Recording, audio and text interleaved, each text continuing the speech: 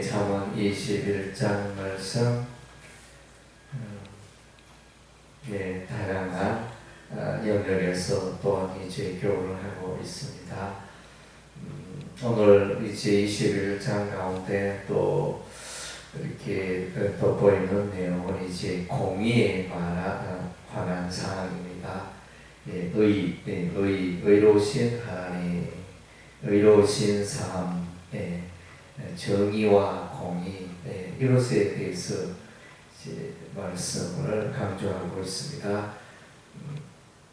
2절 말씀에 사람의 행위가 자기 보기에는 모두 정직하여도 여호와는 마음을 감찰하시노라.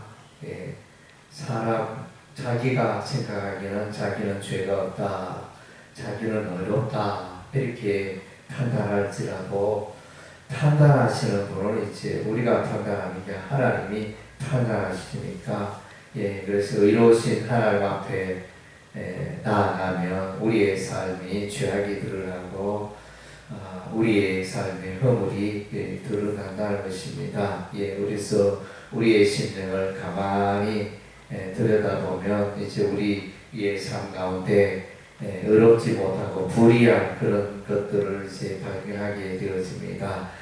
그래서 사람은 이제 감찰하되 겉으로 드러나는 말과 행위만 이제 생각하지만 우리 하나님은 마음까지 우리 하나님 보시고 다 이제 감찰하고 계심을 보여주고 있습니다.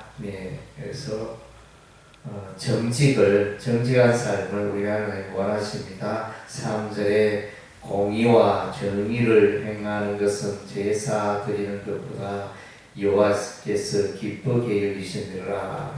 공의와 정의를 행하는 것, 그래서 하나님은 의로우신 분이고 또 그 의 가운데 살아가기를 원하는 것입니다.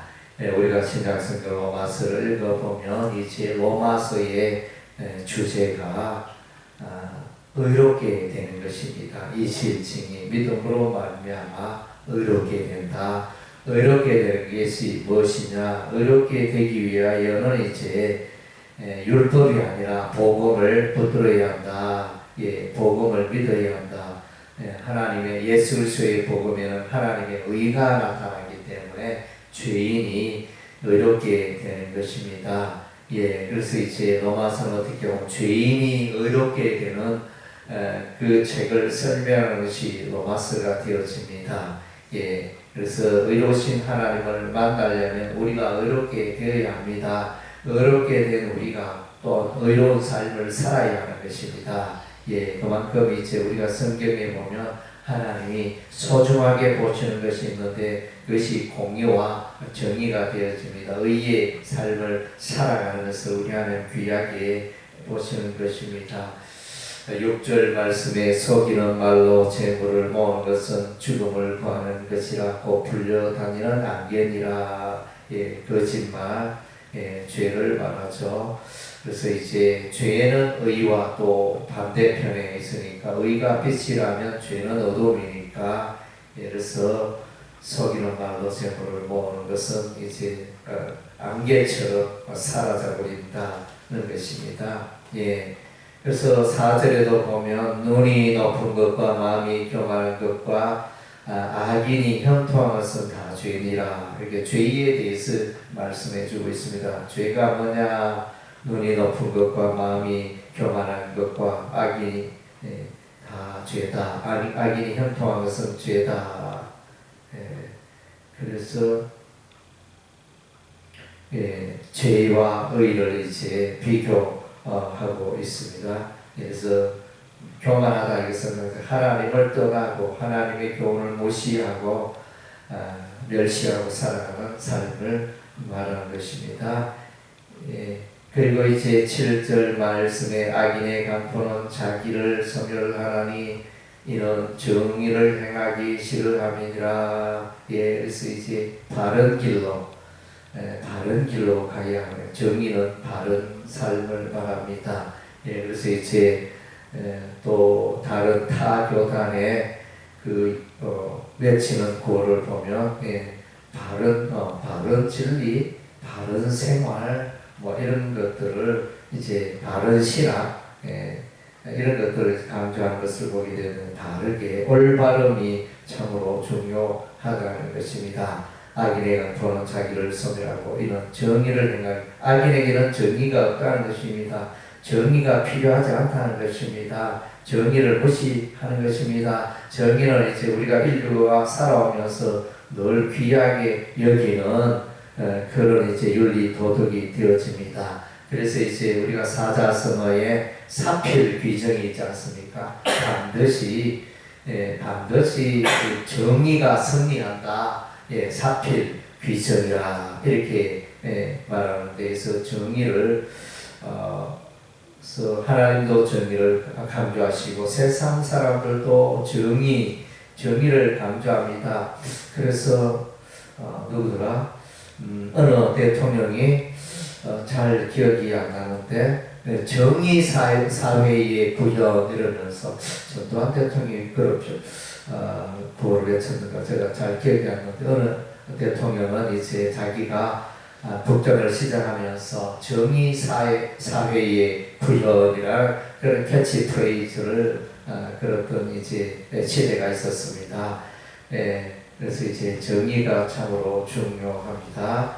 8절에 보니까 죄를 크게 범한 자의 길은 심히 구부러지고 깨끗한 자의 길은 곧으리라. 깨끗한 삶, 곧은 삶, 그래서 의의 삶을 말하는 것입니다.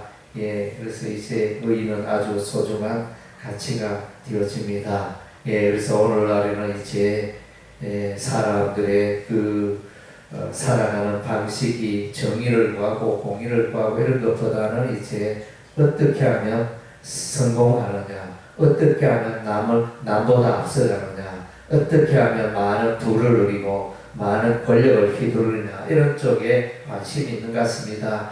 그래서 이제 그런 일을 위해서 사람들이 수단과 방법을 가르치지 않고 그래서 이제 모든 사람들은 공정하고 정의롭게 저마다 타고난 소질을 재능을 이렇게 개발하여 자유롭게 또 살아가는 것이 이제 민주주의고 자유주의인데 보면 이제 불법과 불의와 부정한 방법을 동원하여 어찌하든지 자기 배만 채우려 하는 그런 이제 시대의 풍조가 있습니다. 그래서 오히려 공의롭고 의롭고 올바르게 살아가는 사람은 오히려 바보가 되고 오히려 피해를 입게 되어지고 참 이제 그런 일들이 우리 주변에 허다한 것입니다.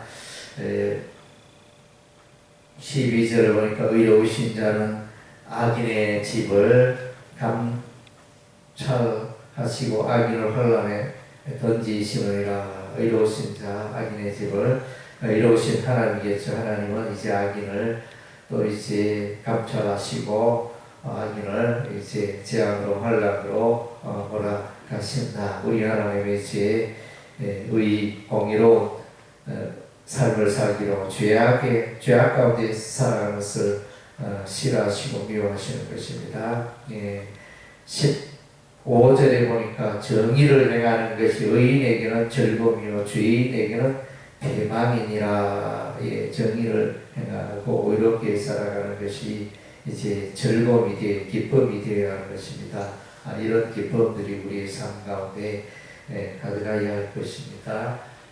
또 18절에 보니까 악인은 의인의 속전이 되고 사악한 자는 정직한 자의 대신이 되느니라. 정직한 자, 의인, 그래서 이제 악인들은 이러한 자를 이길 수가 없는 것입니다. 요한계시록의 말씀은 이제 의인이 승리하고 악인은 멸망한다는 것이 요한계시록의 주제가 되었습니다. 의인은 하나님의 백성을 말하고 하나님의 교회를 말하고 악인은 이제 마귀에게 속한 자를 말하고 하나님의 말씀을 불순종하고 자신의 정욕대로 살아가는 자, 마귀의 종이 되어 살아가는 자, 불법을 일삼는 자가 악인이 되어지는 것입니다. 그런 자는 마침내 무너져 내리고 이니 악인을 이기고 승리하는 것이 요한계시록의 말씀이 되어집니다. 21절에 공의와 인자를 따라 구하는 자는 생명과 공의와 영광을 얻느니라. 공의, 이 공의가 나오죠.